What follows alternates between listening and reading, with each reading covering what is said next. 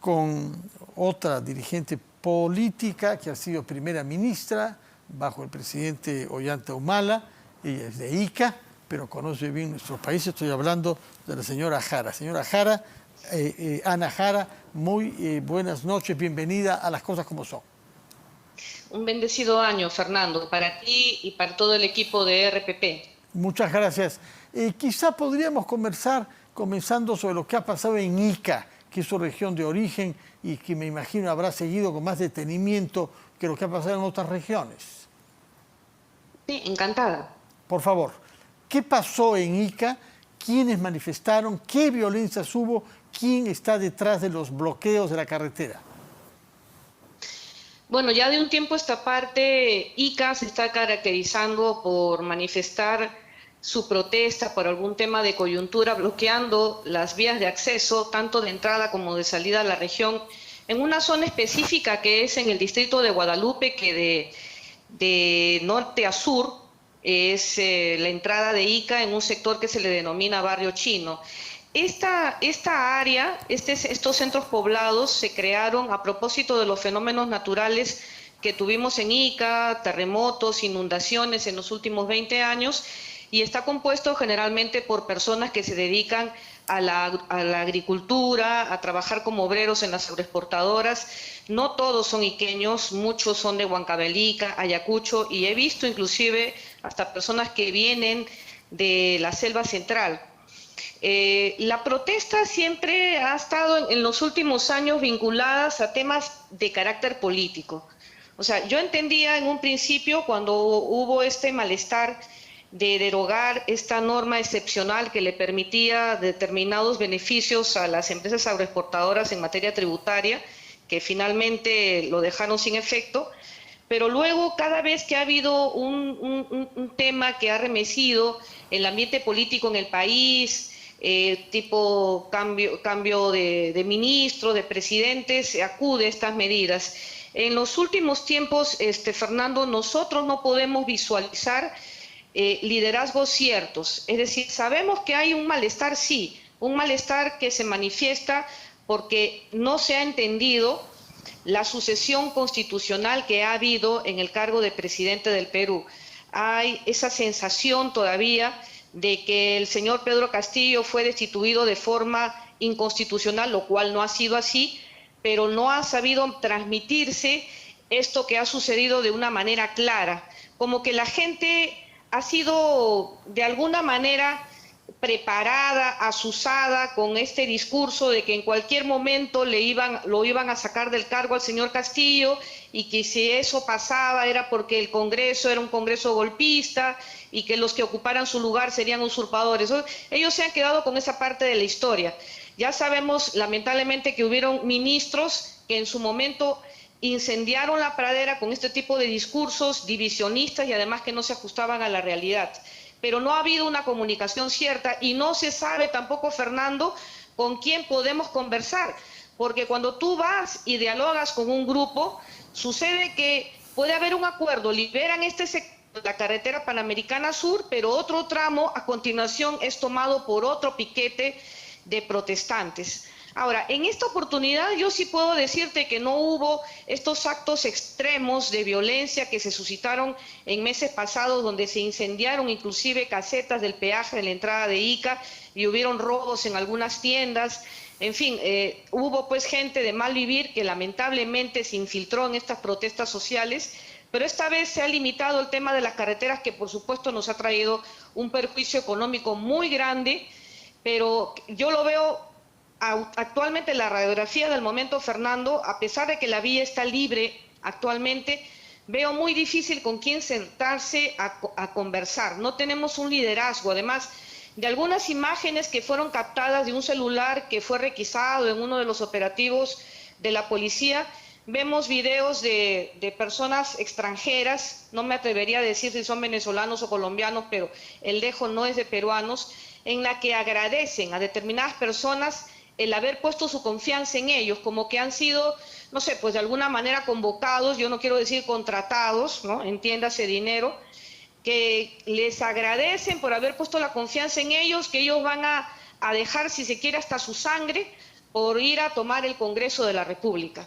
Ha habido también un grupo de estas personas en estas revueltas, pero es algo que tienen que trabajar bajo un plan de inteligencia, y también suscribo el extremo de Alberto Quintanilla, excongresista, en que la Defensoría puede jugar un papel principal en este momento en que se necesita restablecer el diálogo, porque es una de las pocas instituciones que nos quedan en el Perú que tiene una credibilidad y ascendencia en la opinión pública. No hemos hablado todavía sobre la minería ilegal.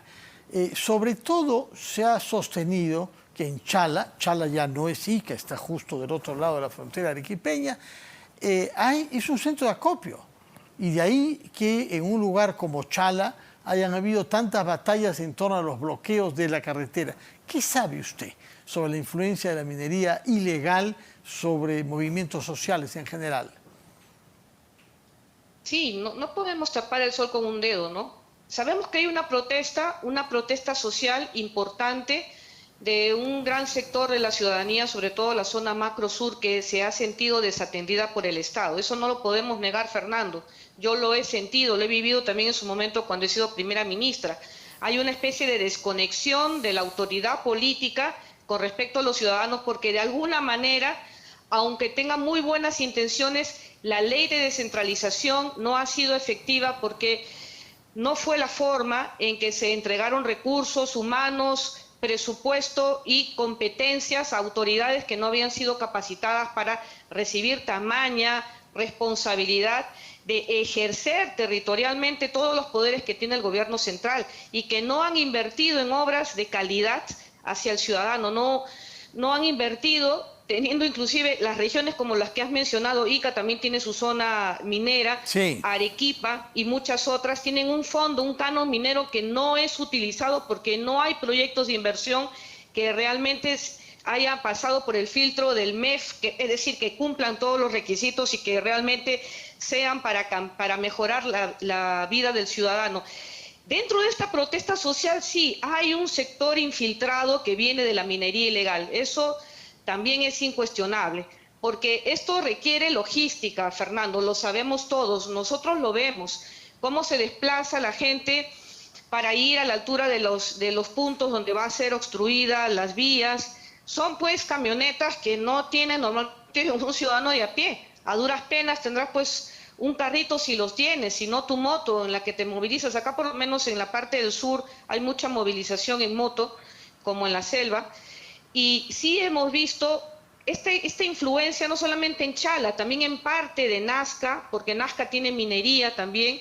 Y hay pues en a río revuelto ganancia de pescadores. Sí. Hay un sector tema de la minería informal que se está aprovechando de esta protesta social para jalar agua para su molino, causar el caos. Ellos lo que buscan, no los que están protestando legítimamente, porque la protesta es constitucional, pero sí estas personas que están al margen de la ley están queriendo causar la anarquía para que ellos puedan seguir trabajando sin que una autoridad los fiscalice. Señora Jara, un último tema, robando un poquito de tiempo. Usted tuvo que lidiar cuando era primera ministra también con temas de abuso a mujeres. Y hemos tenido el incidente que habrá seguido usted ayer del congresista Freddy Díaz, para el cual la Subcomisión de Acusaciones Constitucionales solicitaba una inhabilitación durante 10 años para ejercer función pública, y que no se pudo aprobar eso por falta de votos en el Congreso. ¿Cómo reacciona usted frente a eso?